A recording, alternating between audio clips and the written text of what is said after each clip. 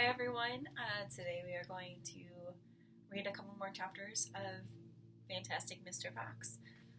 Last time, what happened was that the foxes were starting to get very hungry and hiding away from the farmers.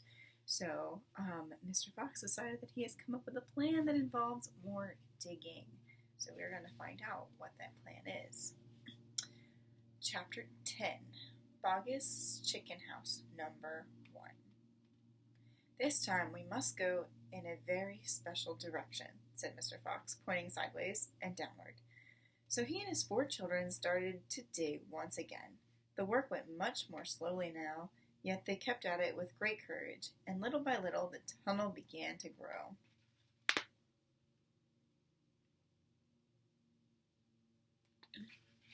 Dad, I wish you would tell us where we are going, said one of the children. I dare not do that, said Mr. Fox, because this place I am hoping to get is so marvelous that if I described it to you now, you would go crazy with excitement. And then, if we failed to get there, which is very possible, you would die of disappointment. I don't want to raise your hopes too much, my darlings. For a long time, they kept on digging. For how long they did not know, because there were no days, no nights down there in the murky tunnel. But at last Mr. Fox gave the order to stop. I think, he said, we had better take a peep upstairs now and see where we are. I know where I want to be, but I can't possibly be sure we're anywhere near it. Slowly, wearily, the foxes began to slope the tunnel upwards towards the surface. Up and up it went, until suddenly they came to something hard above their heads, and they couldn't go up any further.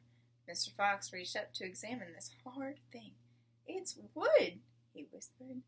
Wooden planks. What does that mean, Dad? It means, unless I'm very much mistaken, that we are right underneath somebody's house, whispered Mr. Fox. But be very quiet now while I take a peek. Carefully, Mr. Fox began pushing up one of the floorboards. The board creaked most terribly, and they ducked down, waiting for something awful to happen. Nothing did. So Mr. Fox pushed up the second board, and then, very, very cautiously, he poked his head through the gap. He let out a shriek of excitement.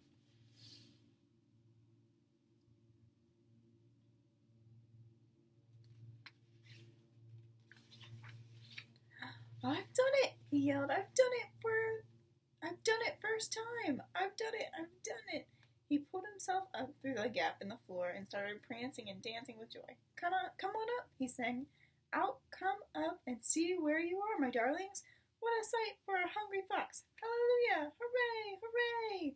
The 4 small foxes scrambled up out of the tunnel, and what a fantastic sight it was now met their eyes. They were in a huge shed, and the whole place was teeming with chickens. There were white chickens and brown chickens and black chickens by the thousand. Boggus's chicken house number 1, cried Mr. Fox. It's exactly what I was aiming at. I hit it slap in the middle. First time. Isn't that fantastic? And, if I may say so, rather clever. The small foxes went wild with excitement. They started running around in all directions, chasing the stupid chickens. Wait, ordered Mr. Fox. Don't lose your heads. Stand back. Calm down. Let's do this properly. First of all, everyone have a drink of water. They all ran over to the chicken's drinking trough and lapped up the lovely cool water. Then Mr. Fox chose 3 of the plumpest hens, and with a clever flick of the jaw, he killed them instantly. Back to the tunnel, he ordered.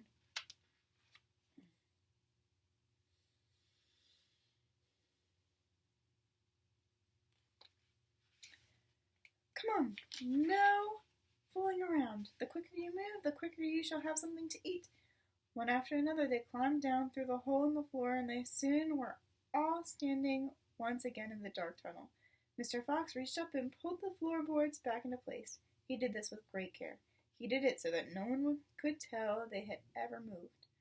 My son, he said, giving 3 plump hens to the biggest of his 4 small children, run back with these to your mother. Tell her to prepare a feast.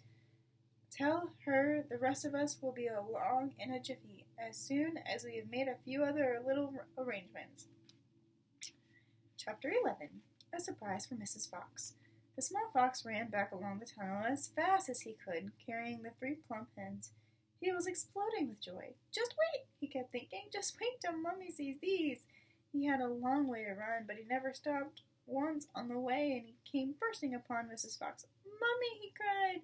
Out of breath, look, Mummy, look. Wake up and see what I've brought you. Mrs. Fox, who was weaker than ever now from the lack of food, opened one eye and looked at the hens. I'm dreaming, she murmured, and closed that eye again.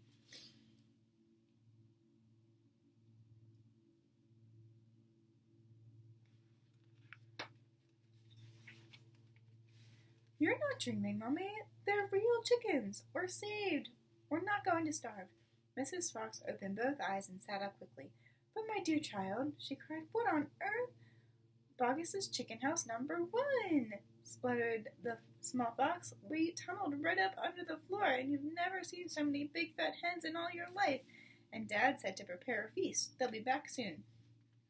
A sight of food seemed to give new strength to Mrs. Fox. A feast it shall be, she said, standing up. Oh, what a fantastic fox your father is. Hurry up, child, and start plucking those chickens. Far down in the tunnel, the fantastic Mr. Fox was saying, now for the next bit, my darlings. This one will be easy as pie. All we have to do is dig another little tunnel from here to there. To where, Dad? Don't ask too many questions. Start digging.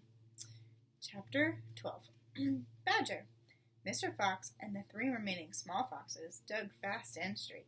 They were all too excited now to feel tired or hungry. They knew that they were going to have a whacking great feast before long, and the fact that it was none other than Boggis's chickens they were going to eat made them gurgle even more with laughter every time they thought of it. It was lovely to realize that while the fat farmer was up sitting on the hill waiting for them to starve, he was also giving them their dinner without knowing it. Keep digging, said Mr. Fox. It's not much further.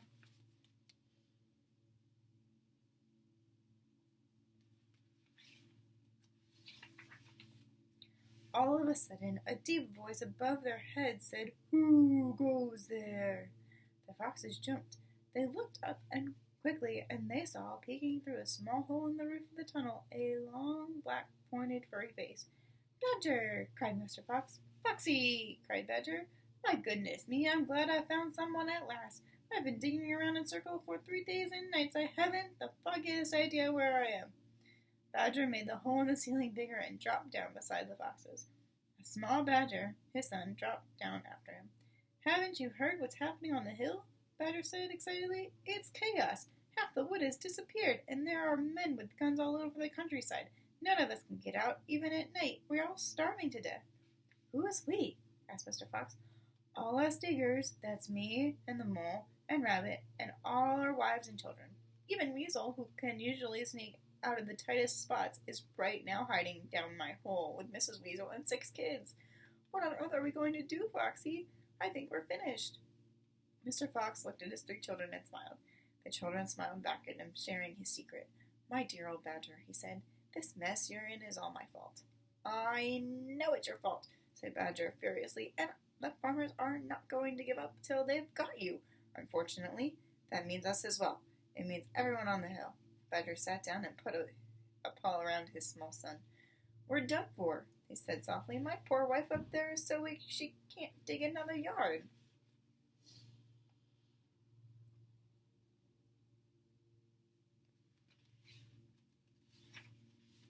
Nor can mine, said Mr. Fox, and yet at this very moment she is preparing for me and my children the most delicious feast of plump, juicy chickens. Stop, cried Badger.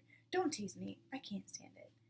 It's true, cried the small foxes. Dad's not teasing. We've got chickens galore.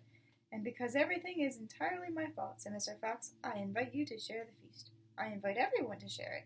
You and Mole and Rabbit and Weasel and all your wives and children. There will be plenty to go around, I can assure you. You mean it? Cried Badger. You really mean it? Mr. Fox pushed his face closer to Badger's and whispered darkly, Do you know where we've just been? Where?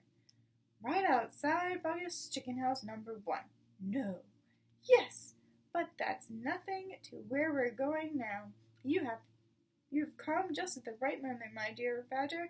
You can help us dig, and the In the meanwhile, your small son can run back to Mrs. Badger and all the others and spread the good news." Mr. Fox turned to the small badger and said, "Tell them they are invited to a fox's feast. Then bring them all down here and follow this tunnel back until you find my home." "Yes, Mr. Fox," said the small badger. "Yes, sir. Right away, sir. Oh, thank you, sir." And he scrambled quickly back through the hole in the roof of the tunnel and disappeared.